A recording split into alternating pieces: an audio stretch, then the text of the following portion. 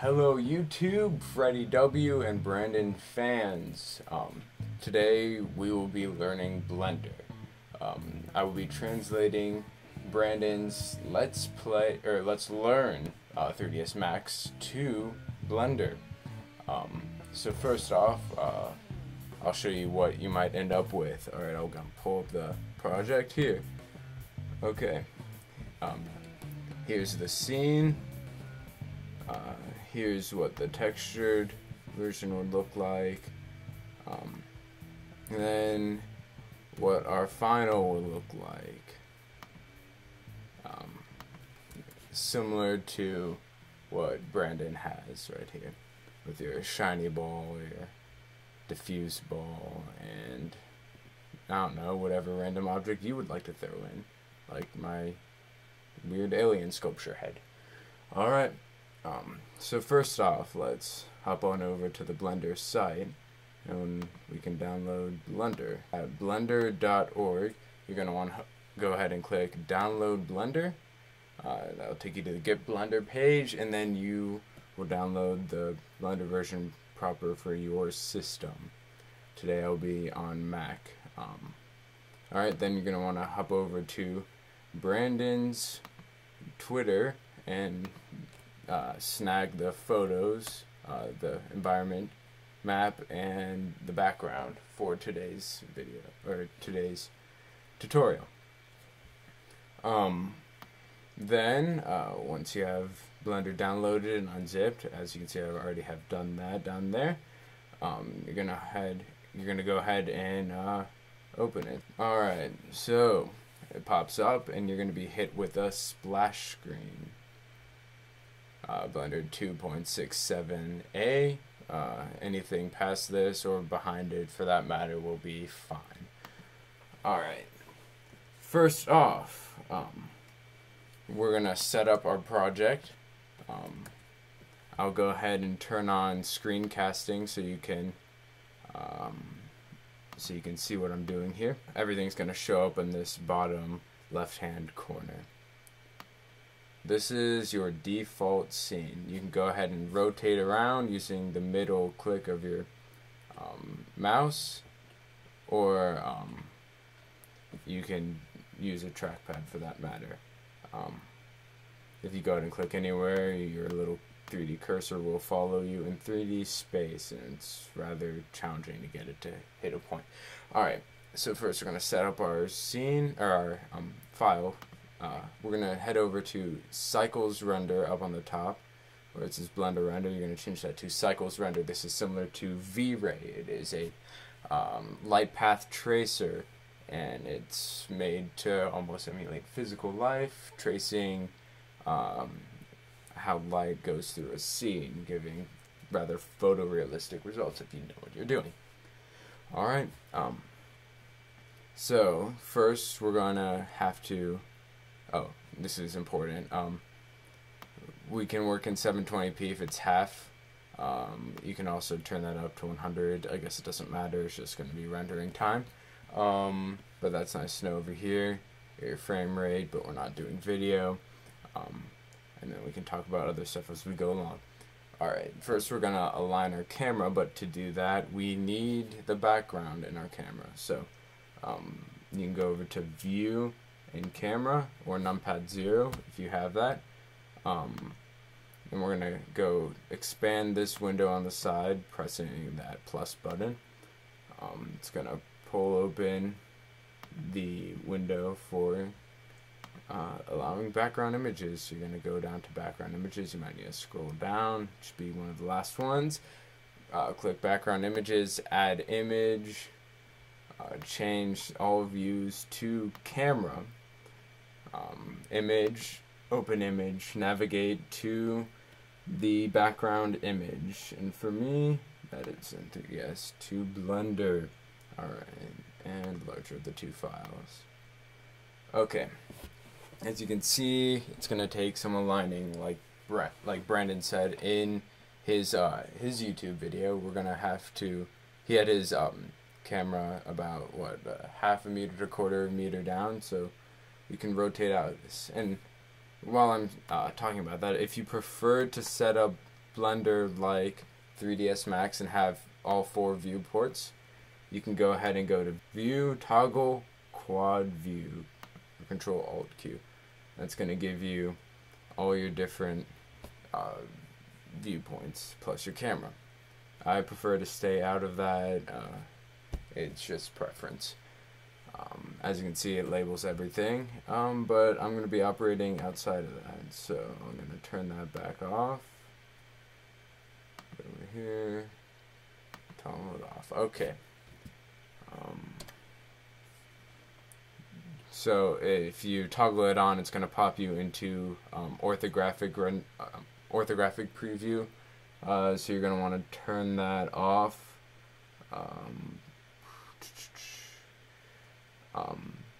And that is 5 on your number pad, which brings me to another point. If you want to turn on, you can go into user settings and input, and then click emulate numpad, which will turn the numbers on the top of your keyboard into your numbers on a number pad. So once again, if you're toggled into orthographic, toggle back out of it with 5 on your number pad. Okay, so this is the default scene. It's going to be a cube, but it will work for setting up the scene. So first we're going to get our camera down to about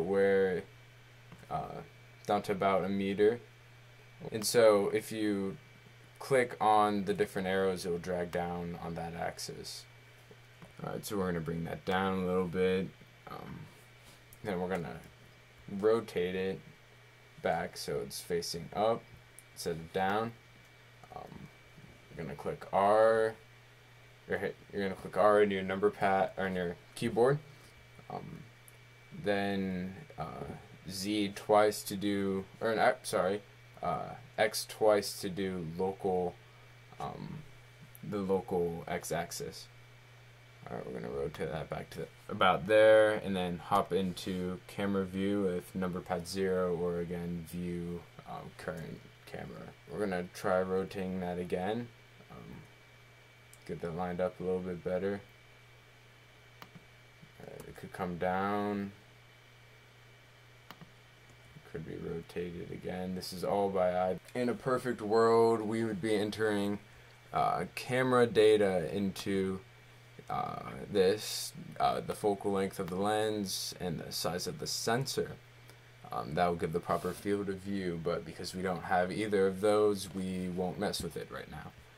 And it's not incredibly necessary for what we're doing. It's not going to be a video. There's not going to be any motion with it. But if you're looking to do this for visual effects, which I assume most of us are, we're going to want to worry about that later. We're going to roll with this. Alright, so go ahead and delete the cube, pressing X, and then OK. Delete, that'll get rid of your cube. As well, you have this sun lamp. You can go ahead and get rid of that too. Select it with a left click, or a right click that is, and then press X. We're going to go ahead and add our add a sphere in, doing Shift A, then UV sphere. Alright, that's going to pop it over wherever your 3D cursor is. Mine's up here. So I'm going to go ahead and clear its current point by doing Alt G. Now that will clear its location. Go ahead and pop that up a little bit. If you hold down Control, it will pop it up automatically along the grid, and because this is already like going to be in proportion with the grid, you can just pop it up 1 by holding down Control and dragging it up 1. Alright, we're going to set the shading on that to smooth, because it's a sphere. You don't want the little polygons getting in your way. And also we're going to pop a subdivision modifier on it, subdivision surface, and that should be good. Go ahead and also you can duplicate this with, I'm on a Mac, so Command D, I believe, or Shift D. Yeah, Shift D, not Command D. Drag that out. Actually, we're going to cancel that by left clicking, and we're going to grab it again and drag it out by hold down Shift and Z, and you can drag it along the what is that, Y and X axes. And just go ahead and do that. You can pop up here to get a better look at where you're at, and that's gonna do it for me. 2 balls, great. Alright, we're gonna go ahead and add a plane in. Shift A, mesh to plane. Clear its location again using Alt G. Then we're gonna scale that up, cover the ground. Yeah, it's gonna be more than large enough. Alright, there we go. Beautiful. Right, so first we're going to go ahead and set up our light to where the sun is, like Brandon said. It's going to be about over here to our left and up in the sky and rather diffuse. That means it's a large area casting a shadow, which is going to give a softer shadow. To do that, we're going to go add in our lamp and area, which is going to give us a area that's casting light. Go ahead and grab, go ahead and select it. Once you add it, it should be selected. Scroll over here in your control panel to area, or to the light properties. We're gonna go ahead and make it make the size of it about 8. It's nice, and actually no, we're gonna do it about 5. It's a little bit, maybe 3. Okay, 3 is gonna work. 3 is a magic number, so we're gonna drag it over here to about where we want it. Operating 3D space is great fun. I'll go ahead and drag it on about this height. I'll rotate it. Some on the X to get it pointed about where I wanted, then on the Z to get it pointed over to the balls. Alright. Maybe make the size of the square 5. Here, well, between 4 and 5. There we go. 4.5 because we're nifty. Alright. Next we're gonna dial in its if you hop on over into this into that orange circle, or I guess it's gonna be a white circle, you can choose your preview mode. We can go ahead and see what it might render as. And as if we're still selecting the lamp, we can go ahead and see what we might want the brightness of that lamp to be. I don't know, maybe like 200. You can play with that later. And I guess while we're at it, we can add the materials. Alright, so we can go hop over to rendered. Again, we can select one of our balls, right, and make it, go over into your control panel again and scroll over to this orange circle. That is your material. Click new. Then it's going to give you a surface. Click glossy, BSDF. And that is going to be that 100% mirror he was talking about in his tutorial. And look at that beautiful mirror. Alright. Now the other one is automatically a diffuse, so it really doesn't matter if we change it. Next, we will add that ground material. Alright, so go ahead, click new. It's going to add a new material. Now this is fun. Alright, so we need to project our background, which has magically disappeared. Where are we? Oh, it's because we're in here. It's rendered. Alright, our background, and we want to project that onto the ground so it reflects in the sphere better, and also bounces the correct lights back upon the scene, giving it a more realistic feel. To do that, we have to first subdivide the plane. So we're going to go head over to that wrench like we did before, add modifier, subdivision surface, select simple. As you can see, when we're over here in wireframe, we can see about how much the density of our subdivisions are going to get. So keep on clicking that up, and I think 5 is going to go ahead and do it for us. It's nice and subdivided. This will give us greater detail when we go ahead and map our image back over it. Go ahead and click apply to that. Then when you're selecting the plane, you're going to go ahead and click tab, or go over to object mode and select edit mode. Alright, then you're going to automatically be selecting everything. Just make sure, press A1, so now we'll deselect everything, and A again will select everything. Make sure you have everything selected. You're going to click U to unwrap this into a UV. If you don't understand that, I'm sure he's going to cover UV unwrapping sooner or later, and we can talk about that more in Blender.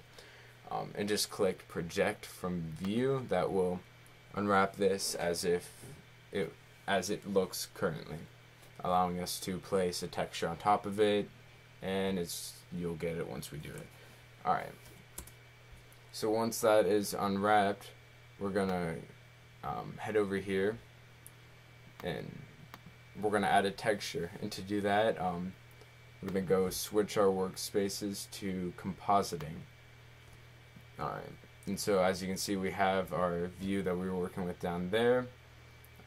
We have an image viewer over here, and your nodes appeared, similar to what Brandon was doing for the textures.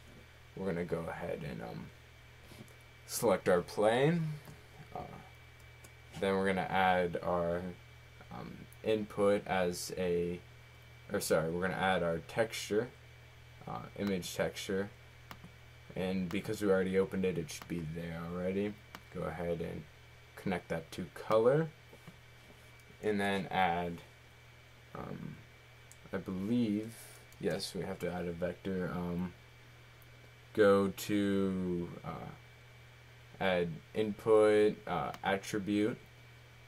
This will hopefully prevent it from tiling the texture over stuff, but mainly just tell it how to project it. And this will be UV map, as you can see over here underneath the texture panel and UV unwrap panel. I don't know the name. I should probably figure that. Object data. There we go. Object data. So we're gonna go over here and just call that UV map, and that should take care of our plane. We're gonna go ahead and render, and look at that. That's gonna do it here. I'm gonna hop back over, and you see it projected the image back onto it. At this point, we will add our background to properly cast the reflections on the ball. As you can see here, it's reflecting this gray background. We're going to add in his environment map that he shot. Alright, so we're going to go over here and see how that's the box. We're going to go click that sphere. That is our world editing panel. Click use nodes. It's going to give us our nodes for the background. And we can watch this real time as we add in stuff. Click input, texture, environment texture.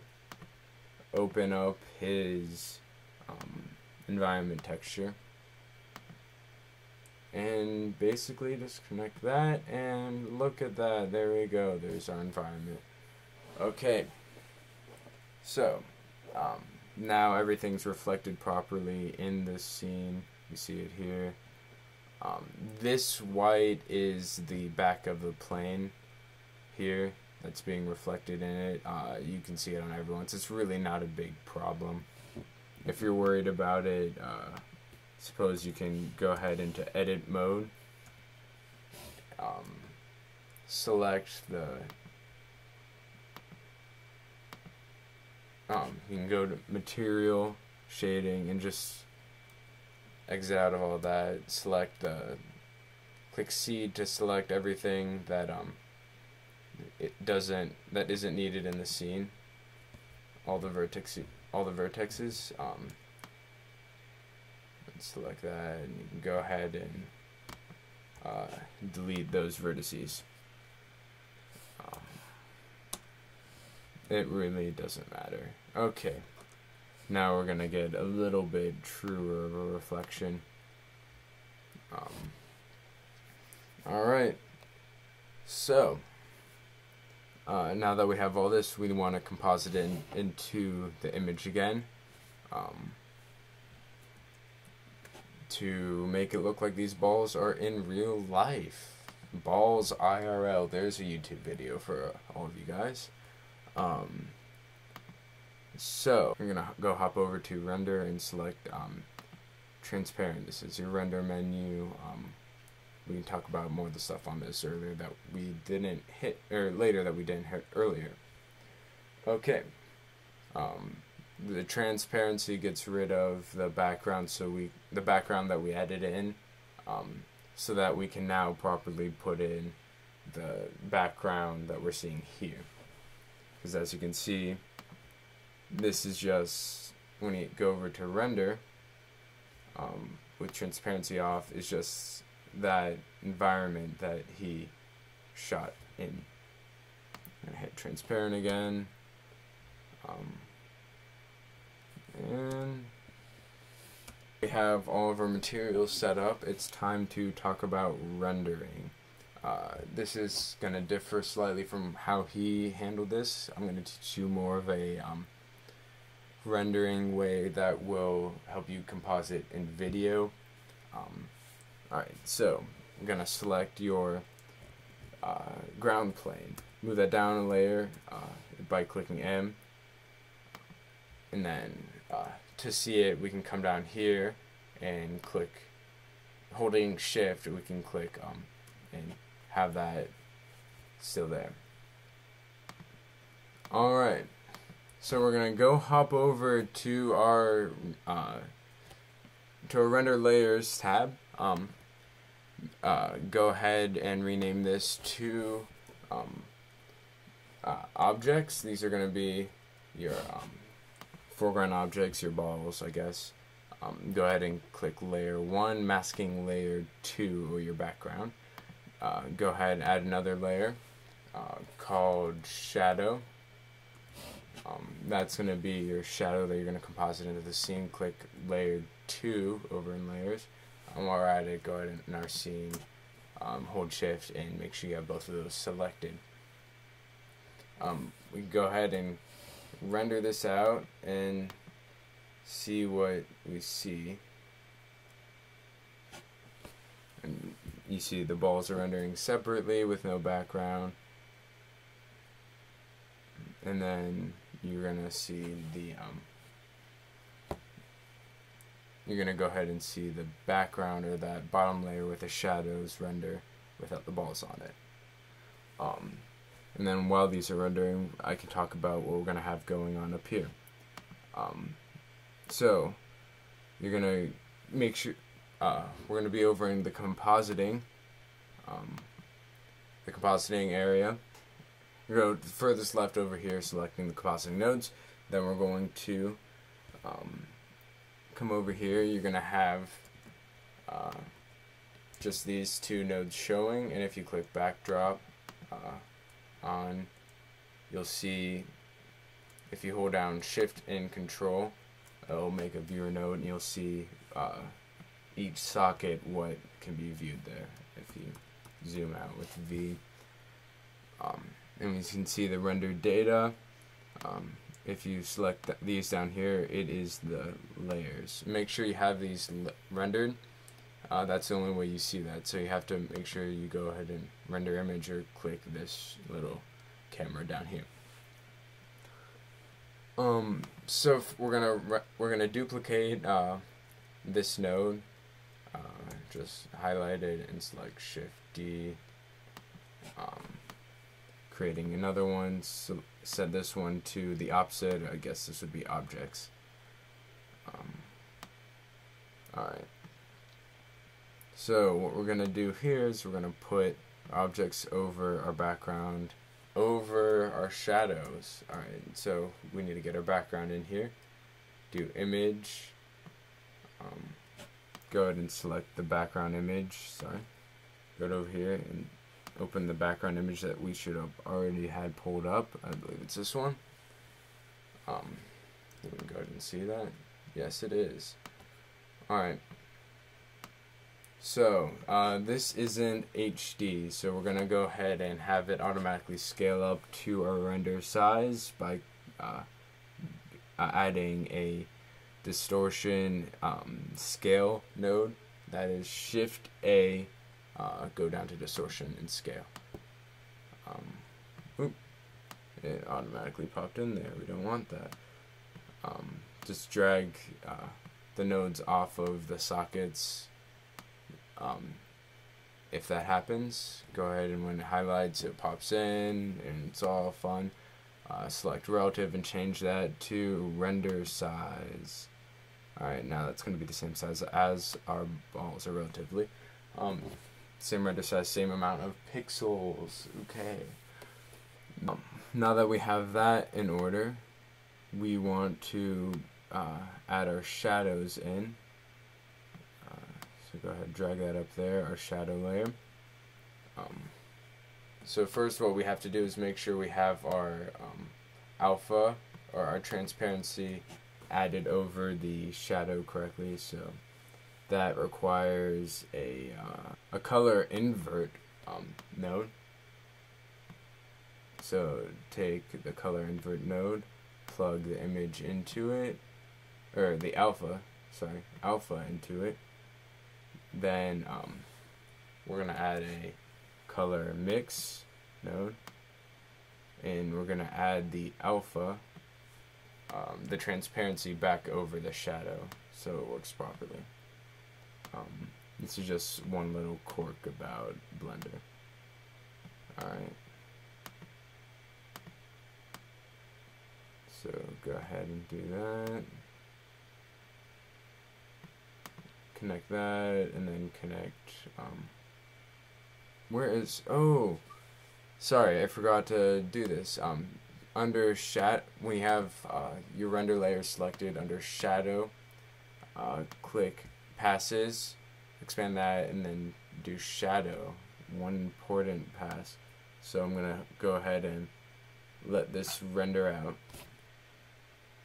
Alright, so my rendering has finished and everything's reloading here. Okay, so now we can check out what our shadow looks like if you do Shift Control onto the mixed node.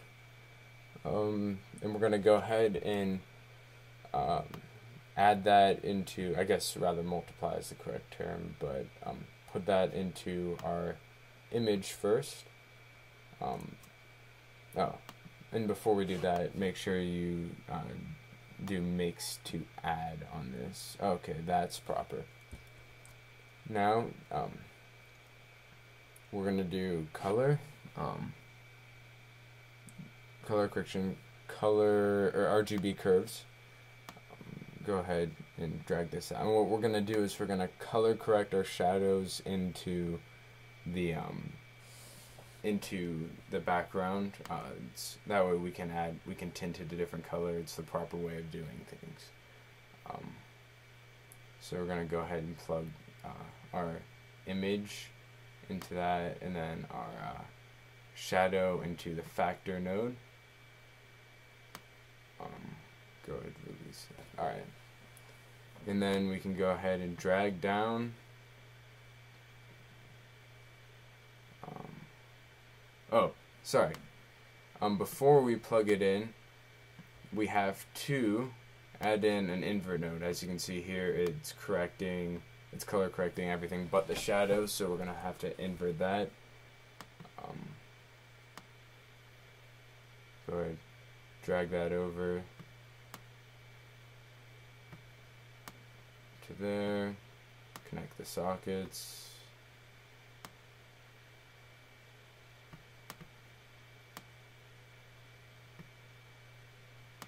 Alright.